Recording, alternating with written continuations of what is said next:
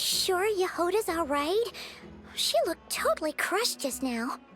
She'll be fine. She's just in shock. But one thing's for sure. The Curatorium's professional standards are beyond question. The fact that she only requested 1 day to prepare says it all. As an apology, I'll ask my animal friends to help her out more often in the future. Also, thank you for being honest with me. It means a lot. Was it really, though? As far as I see it, trusting your family is never wrong. In this case, let's call it a misjudgment. But the truth is, we all make mistakes every now and then. What matters is how we deal with the consequences. So, in return for your sincerity, there's something I'd like to share with the two of you as well. Oh? What is it? Perhaps it is something best said under the moon's gentle light. Would the two of you meet me on Hisi Island tonight? Oh, it does sound important. You're right, there's too many people here. Somewhere quieter makes a lot more sense. Thank you both for understanding. Then let us meet beneath the moonlight.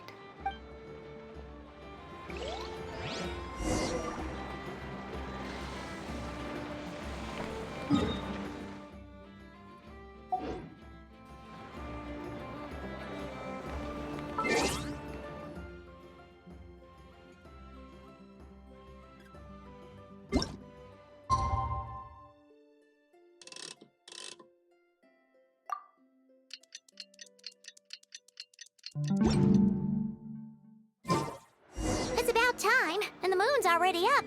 Let's head over to the place we agreed to meet Lauma.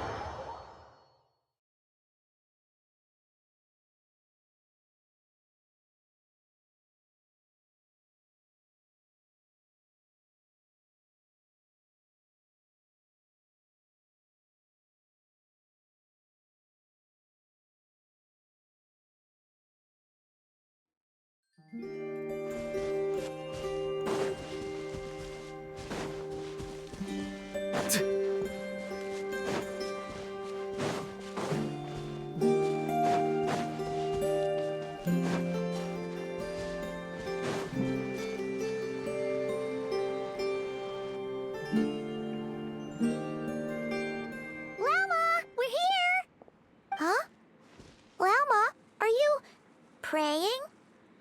I am indeed. For the moment I was born, my people exclaimed, "Behold, eyes like the moonlit tide, antlers like the crescent moon, and blood that glimmers silver as the moon's reflection." From as far back as I can remember, I was revered as the Frost Moon's emissary and the Moontide Maiden. The first words I ever learned were prayers to the Frost Moon. The first gestures, those of our sacred rites. Wow, that must have been tough. Back then, I didn't know any better. It all just seemed so natural. The Frost Moon Scion's bloodline has long since begun to run thin. Nowadays, even those of us with antlers are few and far between, let alone those attuned to the power of Kuvaki. But I...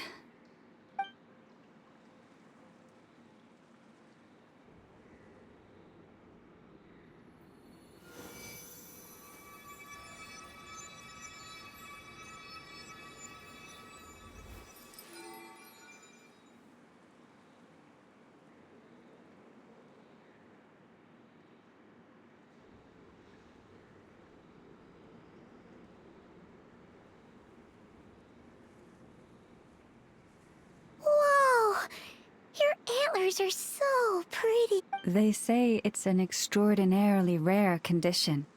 Once in a century, if that. I am unusually sensitive to the moonlight, as well as to the Kuvaki's ebb and flow.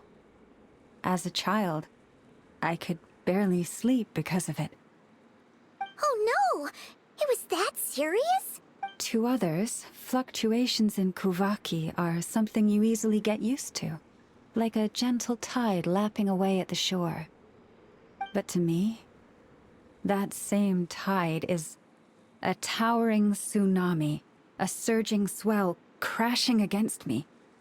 Of course, as the years went by, I learned how to suppress my senses and my power, enough to keep it all from overwhelming me. But because of that, I also had to walk the path of concealment. Concealment?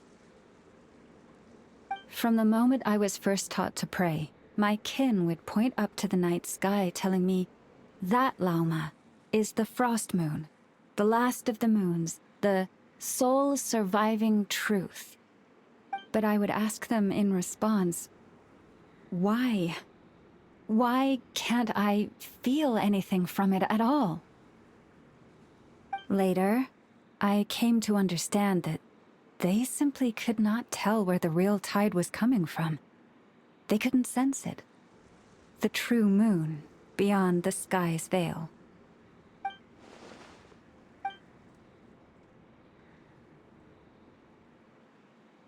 The moon is false. I reached that conclusion long ago. But there was no one I could tell. Not a single soul. At least, not until now. Am I the one who's wrong? Is it the moon that is false, or my own senses? I asked myself such questions time and time again.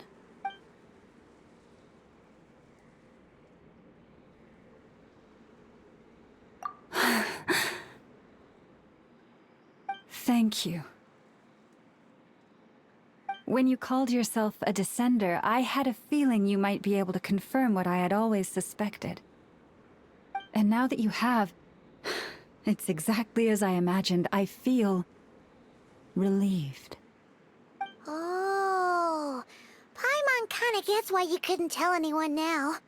It's not easy to change people's minds on something they've believed for hundreds of years. That's what I meant by concealment.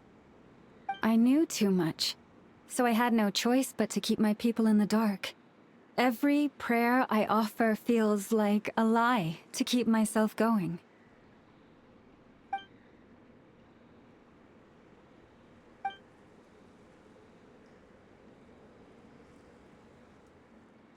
You've already met our Kutar, haven't you? Huh? When was that?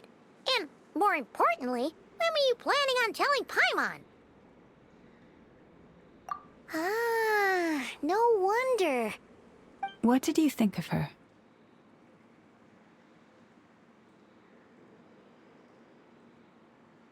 What exactly do you mean by up in the clouds? I understand what you mean. she is quite indifferent to the world outside herself. But I find it hard to hold that against her.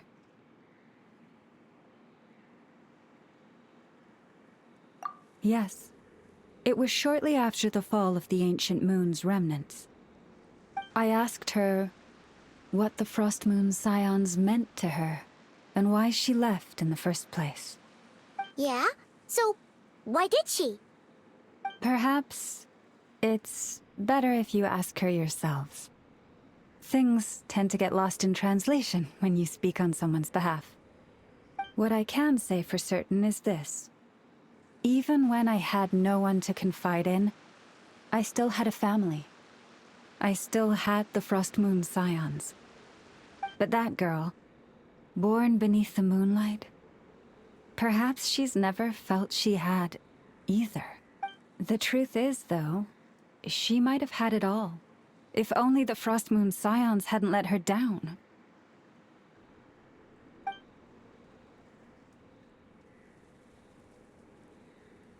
The Frost Moon Scions now walk a path of error.